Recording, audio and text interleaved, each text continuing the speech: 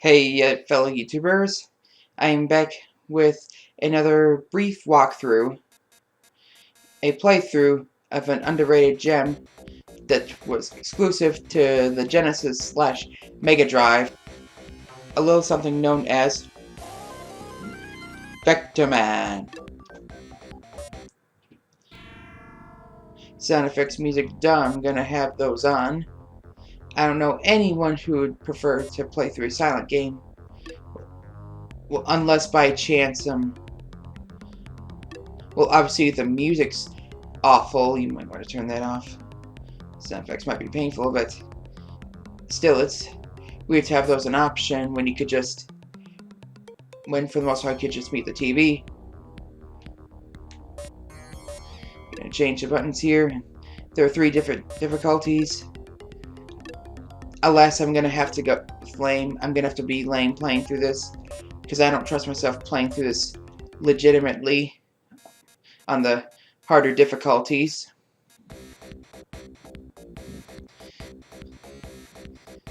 Even if you're not fond of the Mega Drive or Genesis sound chip,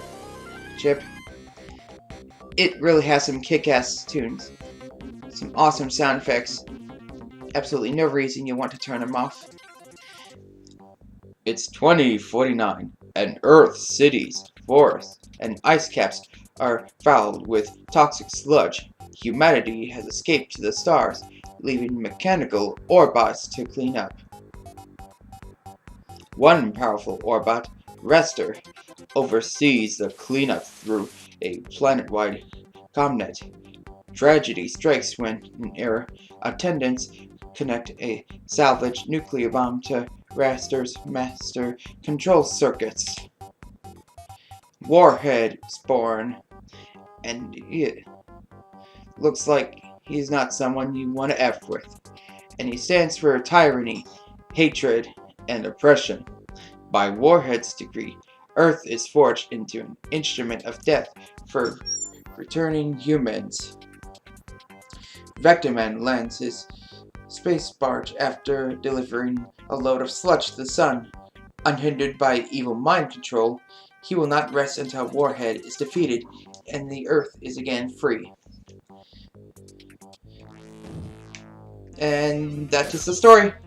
Nothing too complex. Does the job for a 16-bit title. I am playing through this through Sonic Gems Collection for the GameCube, and it's also for the PS2 for the Asians and the Europeans, but for some reason it only released for the lunchbox in the States here.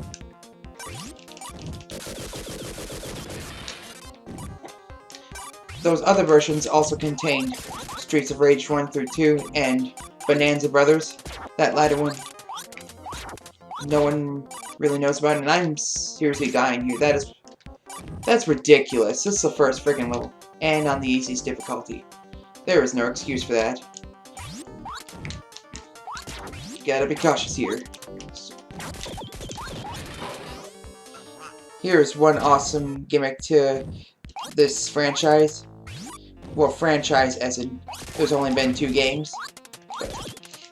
With Vectorman here, this particular Orbot is able to transform into multiple things, that drill being one of them, uncovering passages that you more often not wouldn't be able to get to otherwise.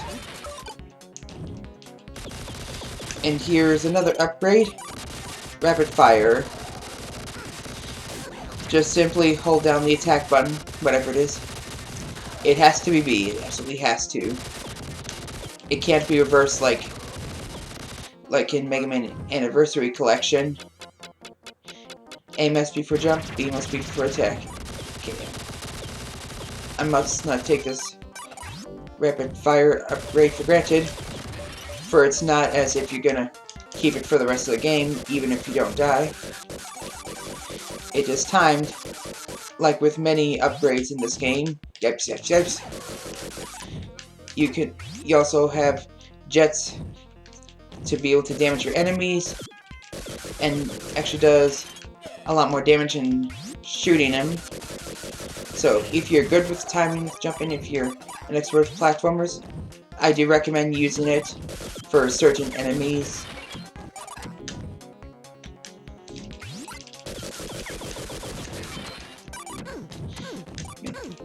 To think this collection came out 10 years ago, I miss an area. And to think that this game is 20 years old, you could think of this as like a 20th anniversary tribute, something along the lines. I think this game came out when I was only 4 years old. Makes me think about. Partially because this game is clearly pushing the Sega Genesis or Mega Drive to its limit. I'm just gonna call it Mega Drive because that's the preferred name. And, oh yes, C-stick, so you can either completely cover the screen or have borders like it is a Mega Drive game. I'm not against having borders, even playing through a more modern system, but I'm just gonna have a full screen. And that's it. That was the shortest level in the game. The only time you transformed to a train was kind of pointless. Majority of this game is a side-scroller. There are a handful of top-down views, which are certainly not as enjoyable as going through these platforming shooting stages. This game is a blast, both figuratively and literally. I remember when Sonic Gems Collection was coming out, I thought it was a great idea to have like the more unusual, the more rare Sonic games in a collection. That was an awesome idea. I was really disappointed in that collection because one big thing is there was no Knuckles Chaotix, which I think we can all agree, unless by chance you hate the game, that it should have been included. I'm sure like even haters would be baffled. Like it should have been a no-brainer. I heard it's because Sega had difficulty emulating 32X game into the collection. I suppose it is believable, though it is still a letdown. Anyways, also the exclusion of Sega Sonic Arcade, and I did not understand why Sega was releasing Vectorman 1 and 2, games I knew nothing about at the time, on a collection that's supposed to be about Sonic. That was a poor placement of the fish morph, by the way. One of the occasional poor designs for this game. The developers behind it, clearly competent, clearly knew what the hell they were doing. Anyways, it really bothered me that these games that are clearly unrelated to Sonic aren't even created by Sonic Team were gonna be on this collection. And don't get me wrong, I was all for trying other Sega franchises. I was already into things like Phantasy Star, Super Monkey Ball, Shinobi, Golden Axe, and whatnot. But my thoughts were like, if this was gonna be included, it should have been like Sega Gems Collection or whatever. It really bothered me. Like, it's one thing to be baffled, but I was legitimately bothered. Well, I can't say legitimately because it really wasn't. I was a whiner back then. Although playing those games not long after getting the collection, I was hooked. These are really good games. Really competent games. With very little fault to them. You could also pick this game up on Sonic's Ultimate Collection, and I just picked up an orb. Careful that you don't press B after picking it up, for explosions will occur and it'll be a complete waste of it. Although it's kind of hard to figure out a good place to use it in this particular stage. But anyway, Sonic Ultimate Genesis Collection, and it's also on the Virtual Console. Pretty sure it is still on there.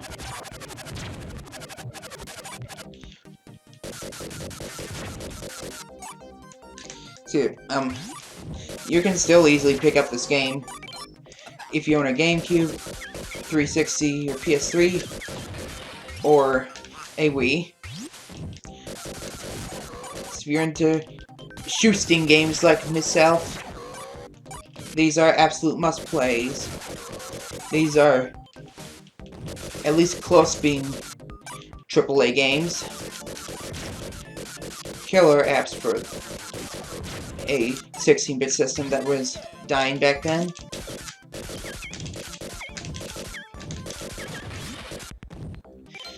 On to the next level. More underwaterness.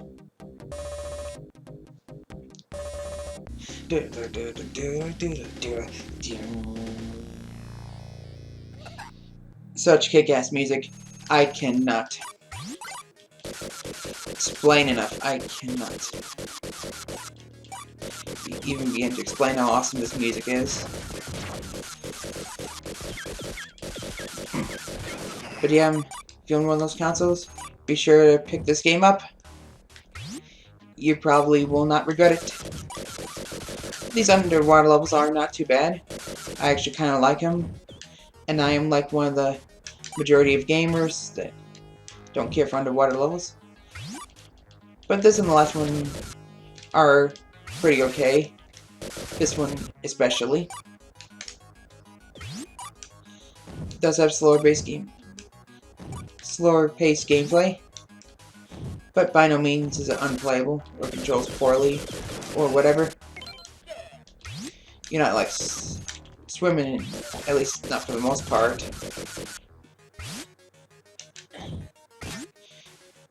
You can collect more fish forms, so you can swim technically.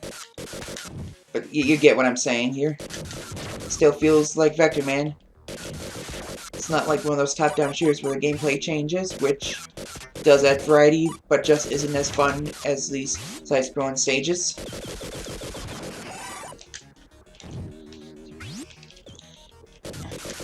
Throughout playing through different series on my channel, I've usually waited like at least a year to play through the sequel.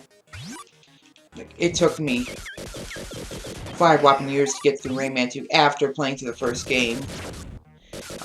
This time though, I will be playing through Vectorman 2 immediately after playing through this game. Well, maybe not literally immediately. Probably not, but still, that'll certainly be what I'll be looking at next. And I kind of took that form for granted. Go me. But hey, it is tempting to explore this game a bit.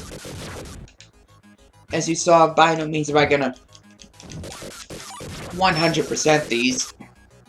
I'm still gonna leave a few of these photons here and there, but I will explore just a bit here and there, so this game won't be too brief.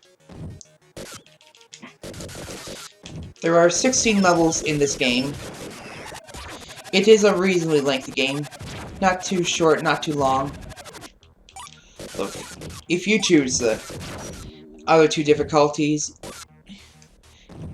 you're gonna have one hell of a time. You're gonna certainly have difficulty in some of the levels.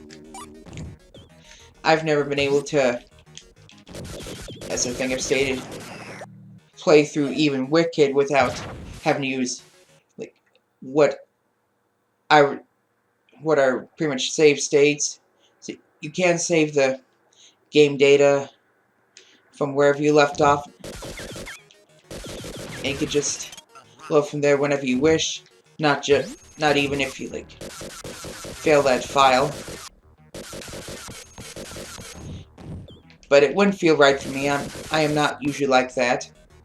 I would not use save states except for something like Kaizo Mario, which is begging for the players to use save states, because these games are mostly fair I will not bother. Instead, just go through the lowest difficulty, because that doesn't make my username deceiving. Oh, no, not in the slightest. Not at all.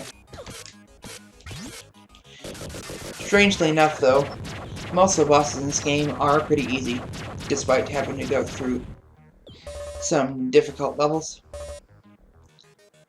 Well, I say that and I already got 11 lives. You know, the stages are generally a lot harder than the bosses.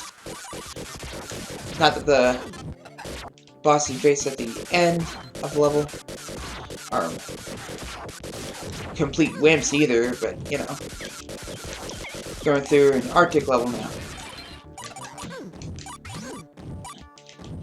I generally really like ice levels, even if you like have to deal with sliding physics. Just always like the look of glaciers, icy snow levels. Those are usually some of my favorite levels in video games. Which will probably sound a bit crazy to some, but hey, at least they're not underwater levels. Okay, save it, don't press B yet. Okay, sorry. So I killed 4 enemies on screen, even if 3 of them were weaklings. Forgive me, but I do not really remember names of enemies you face in this one. You are able to look at well, it doesn't apply to enemy. Actually, I'll save for later, but well, information gives you information on everything else, on what items you pick up, so you won't have to be a stranger to whatever will be in your possession. You will immediately know what they are for. You'll be able to know what to restore your health. You'll be able to know what will transform you into whatever. Right, I have a nucleus shield. Sure not take it for granted. Time for more drilling. If I can make use of it.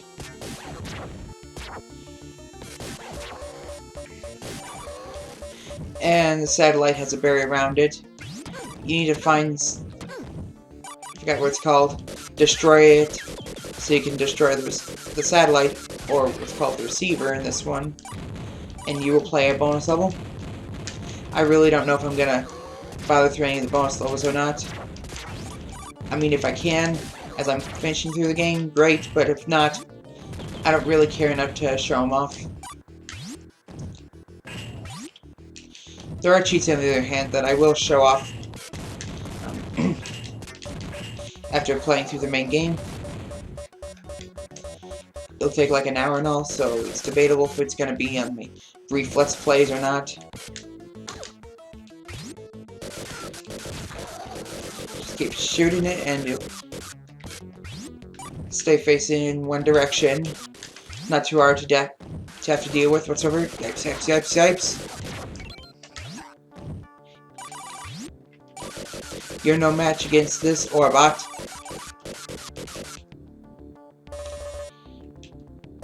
From here on, I'm just gonna skip the amount of data on amount of points you received, because you get the idea. I doubt many people care, and you see the amount of points you have at the bottom right screen anyway. So yeah.